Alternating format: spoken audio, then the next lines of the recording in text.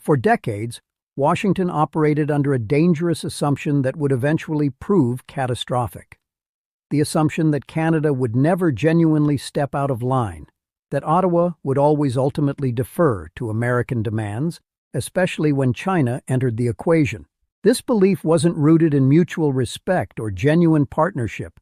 It was based purely on habit, on decades of Canadian compliance, on the comfortable certainty that geography determines destiny. But history teaches something with crystalline clarity, something Washington should have learned countless times before. When habit gets mistaken for loyalty, when proximity gets confused with submission, collapse comes suddenly, shockingly, without adequate warning. That comfortable illusion shattered completely the moment Mark Carney made a strategic decision that stunned both Donald Trump and Beijing simultaneously. Not because it was loud or theatrical or accompanied by grandiose declarations. It shocked because it was calculated, executed with the quiet confidence of someone who understands that genuine power operates through structure rather than spectacle. What unfolded wasn't really about automobiles or tariff percentages or trade statistics. It was about something far more fundamental.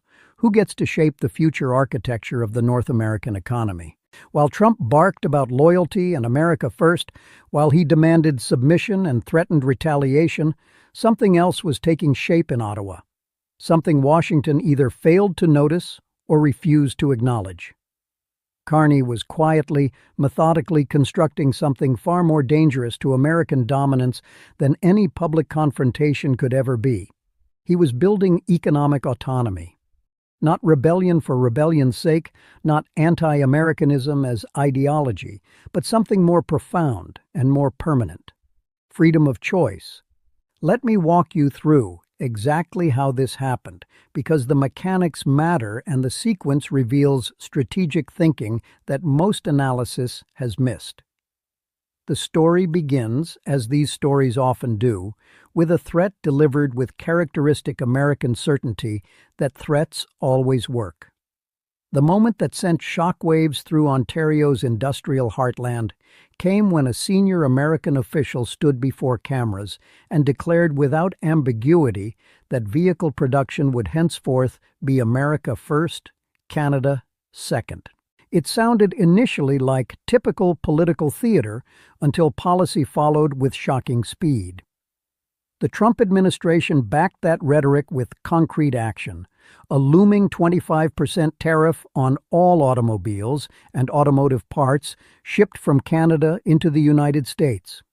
For Southern Ontario, for communities that built their entire economies around automotive manufacturing, for workers whose grandparents and parents spent careers in auto plants, this wasn't rhetoric to be endured. This was an economic earthquake threatening to destroy the foundation of regional prosperity.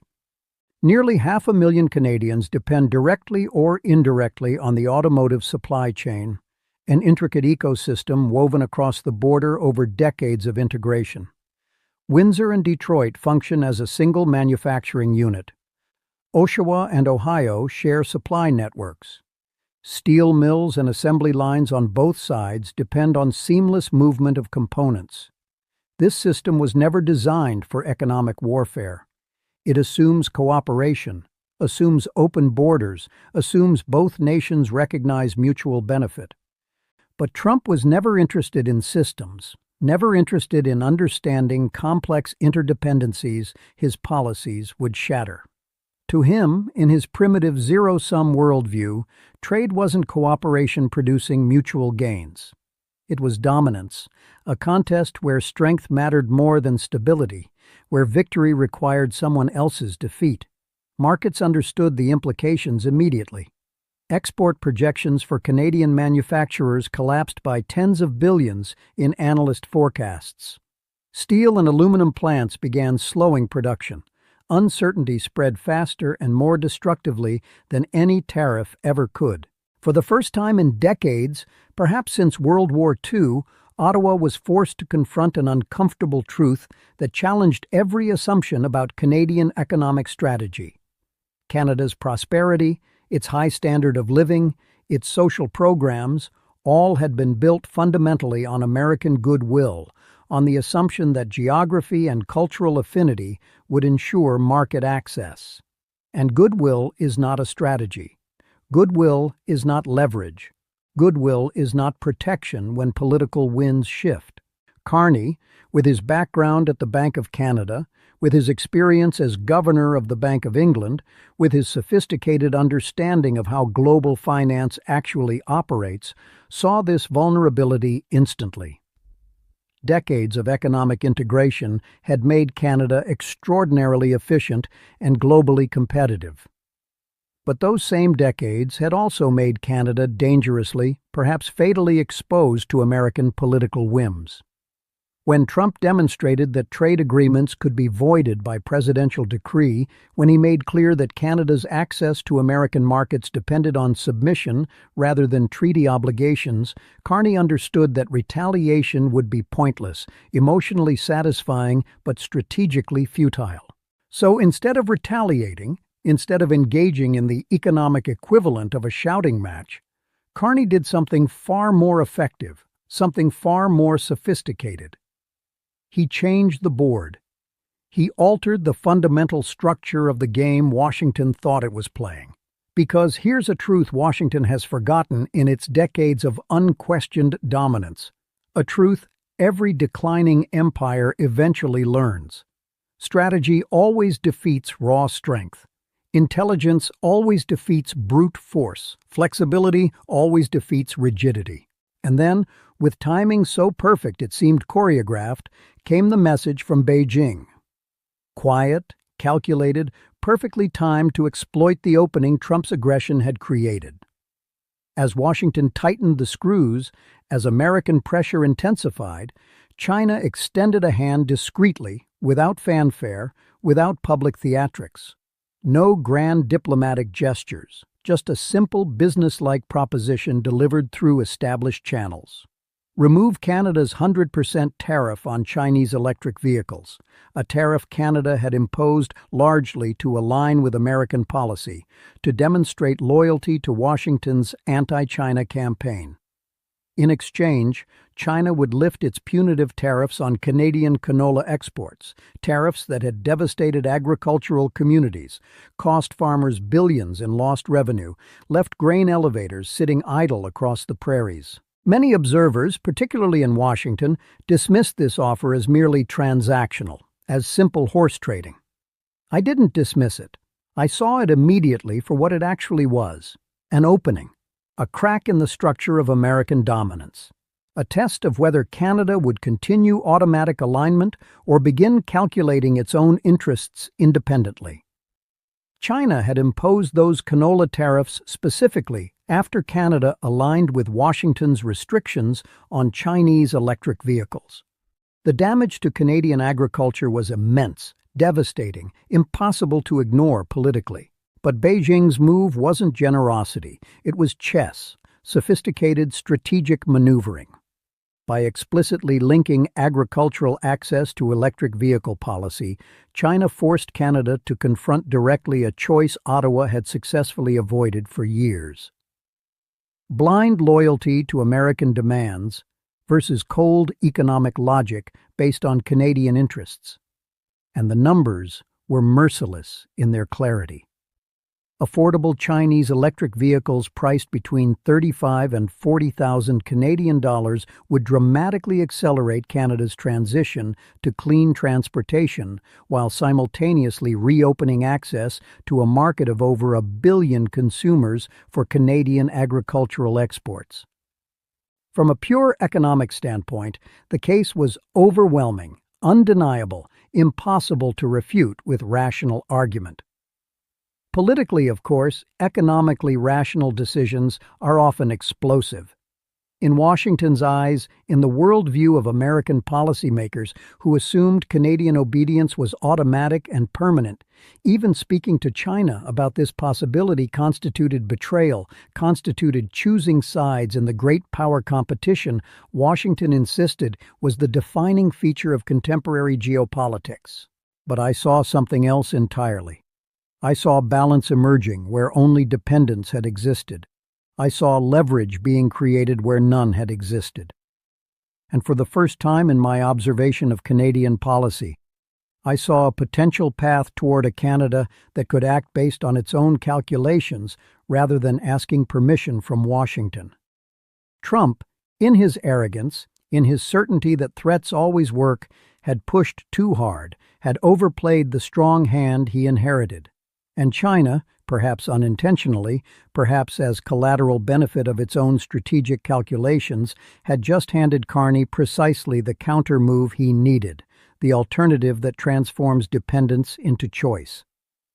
There were no grand announcements when Ottawa began executing this strategy, no theatrical press conferences with dramatic declarations of independence.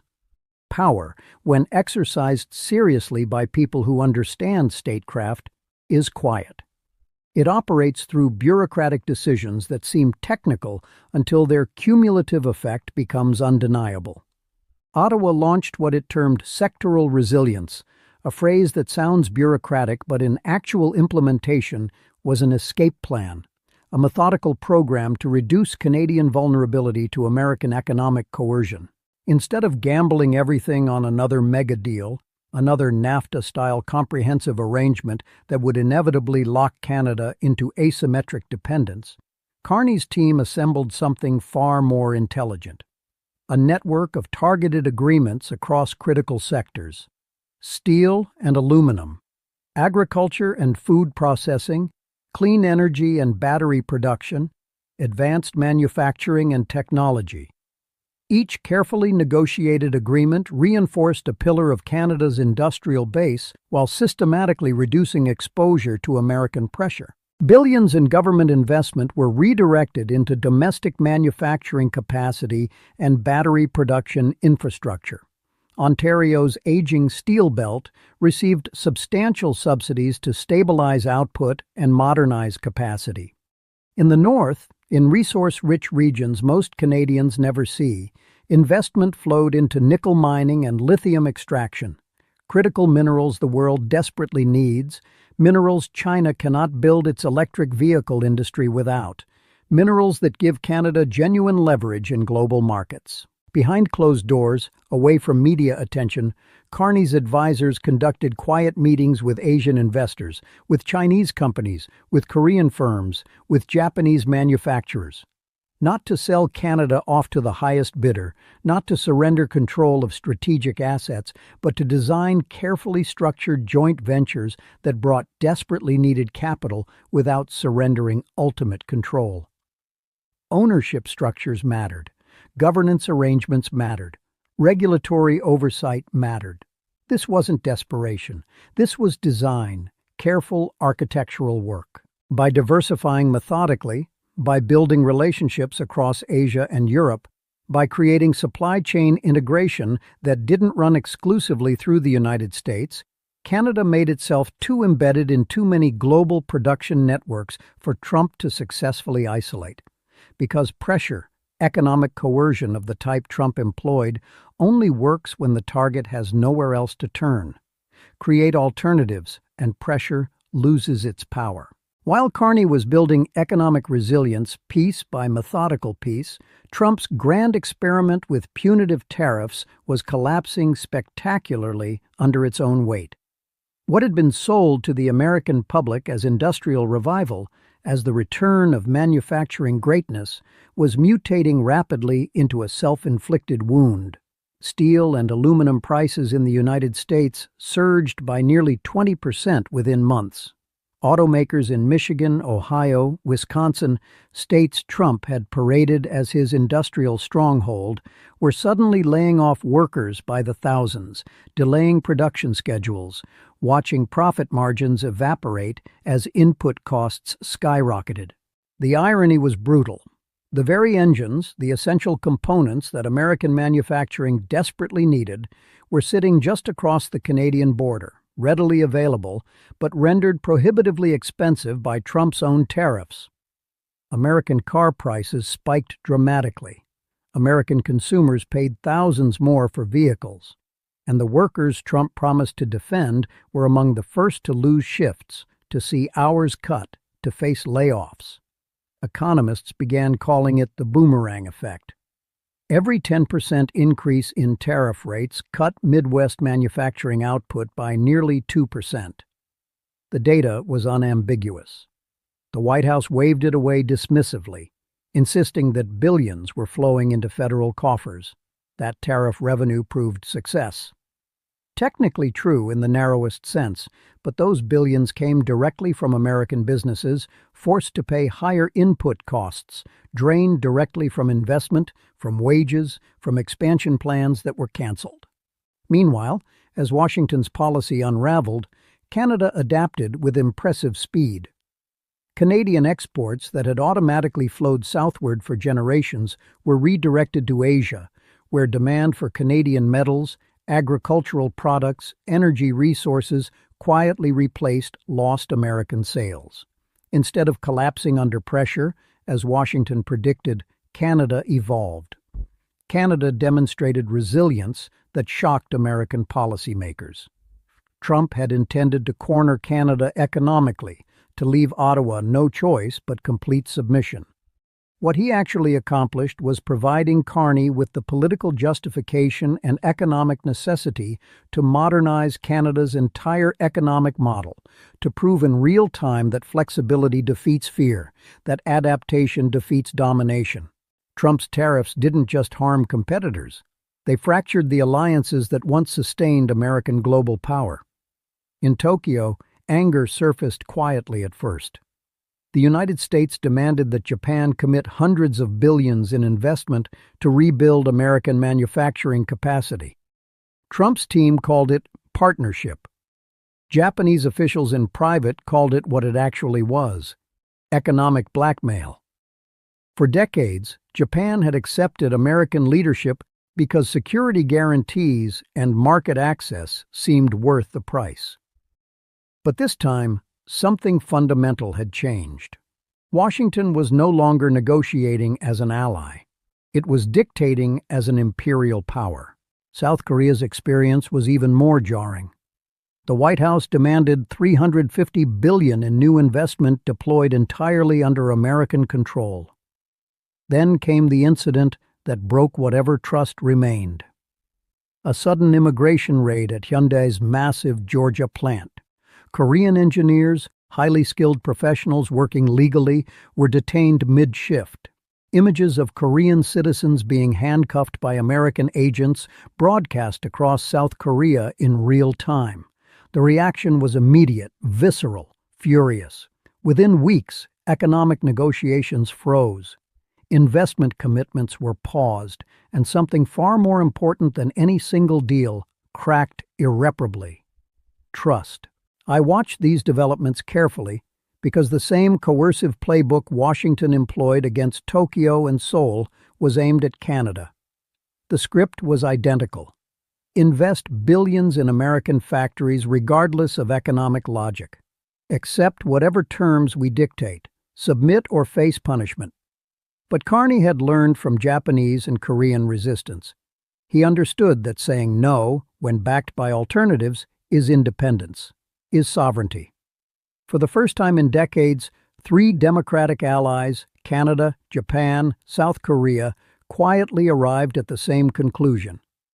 The cost of automatic American loyalty had become economically unsustainable and politically intolerable. Trump wanted to restore hierarchy with America at the apex. What he created instead was a loose coalition of equals, nations united not by ideology, but by exhaustion, by determination to reduce vulnerability to American volatility. By autumn, Canada's economic transformation was impossible to ignore. While the United States demanded obedience, Ottawa was building something far more durable. Carney called it a pivot to pragmatism. This was never about choosing China over America in some zero-sum contest. This was about choosing Canada first, properly, deliberately, without apology. Carney understood that in an era of weaponized trade, national survival depends on agility, on ability to shift relationships as circumstances demand. Instead of chasing another massive free trade agreement, his government quietly wove an intricate web of smaller targeted partnerships across Asia, Europe, Latin America. Each agreement reinforced a specific sector: battery minerals, clean energy technology, agricultural exports. Layer by layer, Canada built economic insulation against political volatility, protection against any single nation's ability to inflict devastating harm. China's electric vehicle market opened substantial export channels for Canadian components. Japanese automakers invested directly in Ontario's battery plants. South Korean technology firms began scouting Canada for semiconductor collaboration. Ottawa no longer needed to pick sides in great power competition. It was building bridges to multiple partners, creating options, maximizing leverage. At home, the effects became tangible rapidly.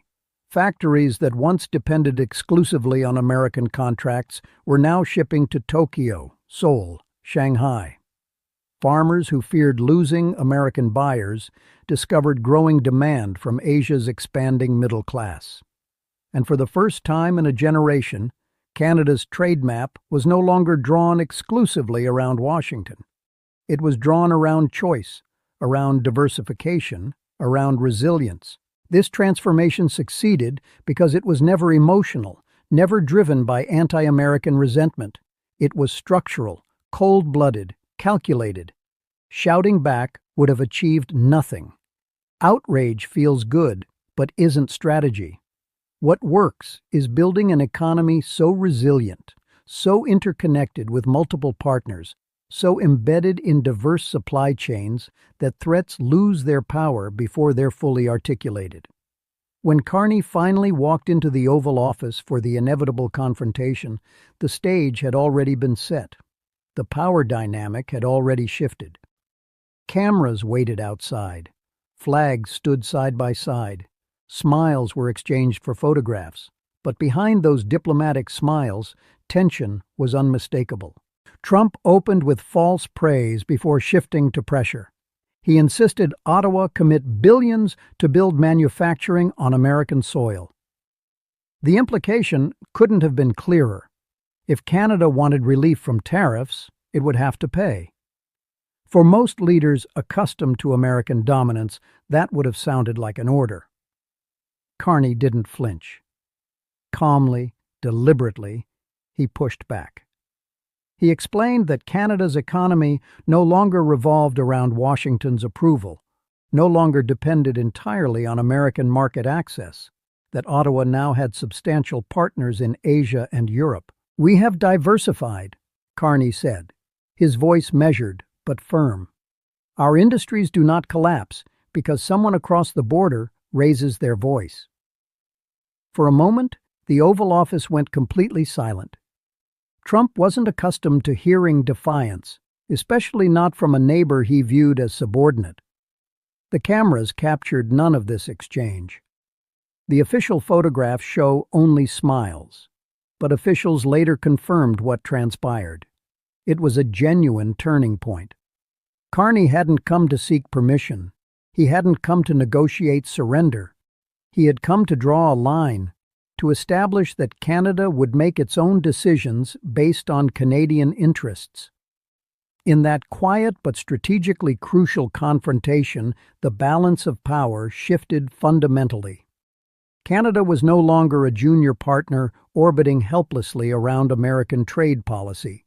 It had become an equal, operating within its own economic gravity. Trump likely left believing he'd held firm. In reality, Carney had demonstrated something far more consequential. That diplomacy, when backed by genuine structural economic strength, defeats domination attempts. That quiet resolve can achieve what threats never will. What began with Trump's promise to put America first ended with the United States standing more isolated than it had been in decades. Across the Pacific and Atlantic, allies stopped waiting for Washington to lead. Japan began charting independent trade futures. South Korea accelerated investment diversification. And Canada emerged as an unlikely symbol of post-American independence, as proof that medium powers can resist superpower coercion. Canada didn't win by confronting the United States head-on. It won by stepping sideways, by building alternatives so quietly, so thoroughly, that American pressure lost its meaning before it could be applied. That's what real sovereignty looks like. That's what independence means when you can't match your neighbor's size. And here's the uncomfortable truth that should concern every American. Canada won't be the last nation to follow this path. When allies begin recalculating the value of American partnership, when middle powers design economies that can survive without Washington's approval, the entire global order changes. Not with dramatic confrontation, but with quiet adaptation, with slow recognition that American leadership no longer serves their interests. The question isn't whether American economic leadership is declining. That's obvious. The question is whether Washington understands why. Is America prepared to lead through genuine partnership, through mutual benefit? Or will it continue mistaking coercion for strength? Because every tariff Trump imposes, every threat he delivers, every ultimatum demanding submission accelerates the very outcome American policy seeks to prevent. It pushes allies to adapt. It teaches them independence. It forces them to develop alternatives. And once that lesson is learned, once nations discover they can survive without American approval, it cannot be unlearned. Canada learned it quietly, deliberately, successfully, and the world watched carefully, taking notes.